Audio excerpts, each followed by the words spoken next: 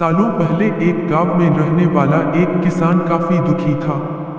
वो अपनी जीवन की छोटी छोटी परेशानियों को लेकर उदास रहता था और अपने दुख के बारे में लोगों को बताता फिरता था।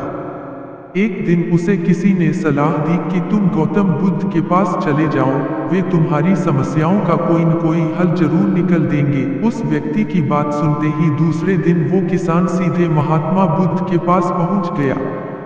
गौतम बुद्ध के पास पहुंचकर उन्हें प्रणाम करते हुए उसने बताया कि मैं एक किसान हूं और मैं खेती करके जीवनयापन करता हूं। मैं यहाँ अपनी समस्याओं का समाधान लेने के लिए आया हूँ। दरअसल कई बार हमारी फसल अच्छी होती है तो कभी बिल्कुल भी नहीं होती। इससे मैं बहुत परेशान हो जाता हूँ। इतना कहने के बाद किसान ने आगे कहा कि मेरी पत्नी है और वो मुझसे बेहद प्रेम करती है, पर कभी कभी वो मुझे बहुत परेशान करती है। उससे मैं तंग आ गया हूँ और कभी कभी लगता है कि अगर वो मेरे जीवन में नहीं आती तो मैं कितने अच्छे से रहता।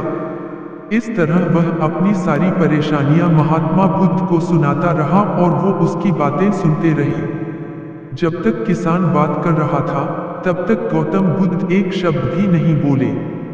वो बस ध्यान से किसान की ही बातें सुन रहे थे। परेशानी बताते हुए किसान बोलता है कि मेरा एक बच्चा भी है। वो है तो काफी अच्छा, पर कई बार मुझे परेशान करता है और मेरा कहना नहीं मानता। उसके ऐसे व्यवहार से मुझे लगता है कि वो मेरा बच्चा नहीं है। ऐसा कहते हुए किसान अपनी सारी परेशानी को बताता गया। इस तरह किसान ने अपने जीवन का सब कुछ जो उसे सताता था और दुखी करता था वो गौतम बुद्ध को बता दिया। अब किसान के पास उन्हें बताने के लिए कुछ भी नहीं बचा और उसका मन काफी हल्का हो गया। महात्मा बुद्ध से सब कुछ कहने के बाद वो उनसे अपनी परेशानियों के समाधान की उम्मीद लगाए बैठा। काफी देर तक गौतम बुद्ध के जवाब का इंतजार करने के बाद बेसब्र होकर किसान ने ऊंची आवाज में महात्मा बुद्ध से पूछा, क्या आप मेरी समस्याओं को लेकर कुछ नहीं कहेंगे? महात्मा बुद्ध इस बात पर किसान से कहते हैं कि आपके जीवन में जितनी कठिनाइयां हैं उतनी हर किसी के जीवन में होती है और सबको अपनी छोटी समस्याएं भी बड़ी लगती हैं। आपके जीवन में कोई ऐसी समस्या नहीं है जो दूसरों को न हो। हर व्यक्ति को अपने जीवन में सुख दुख का सामना करना पड़ता है।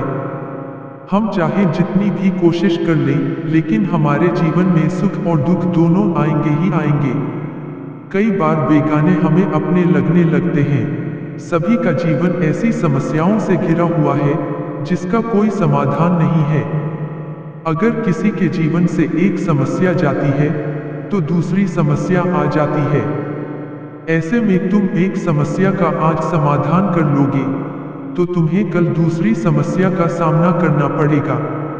यही जीवन का एक अटल सत्य है। बुद्ध की बातें सुनकर किसान को गुस्सा आ जाता है और वो उन्हें बोलता है कि लोग आपको महात्मा कहते हैं। मैंने लोगों से ये भी सुना है कि आप सबकी परेशानी दूर करते हैं, पर मेरी समस्या का निवारण करने के बजाय आप मुझे फिजूल की बातें बता रहे हैं।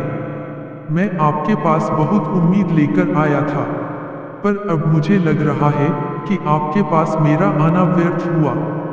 मैंने जो भी आपके बारे में सुना था वो सब झूठ है। महात्मा बुद्ध को इतना कहकर किसान वहां से जाने लगता है। तभी उससे भगवान बुद्ध कहते हैं कि तुमने जो समस्याएं बताई हैं उनका मैं समाधान नहीं कर सकता, पर मैं तुम्हारी दूसरी परेशानी का निवारण कर सकता हूँ। बुद्ध की बातें सुनकर किसान हैरान हो गया और बुद्ध से कहता है कि मैंने जो समस्या बताई उसके अलावा मुझे कोई और समस्या नहीं है, और है भी तो मुझे उसका ज्ञान क्यों नहीं है? बुद्ध उनसे कहते हैं कि आपकी समस्या यह है कि आप नहीं चाहते हैं कि आपके जीवन में किसी तरह की समस्या हो। खुद को किसी तरह की समस्या न हो, ये सोच रखना ही दूसरी समस्याओं का कारण बनता है।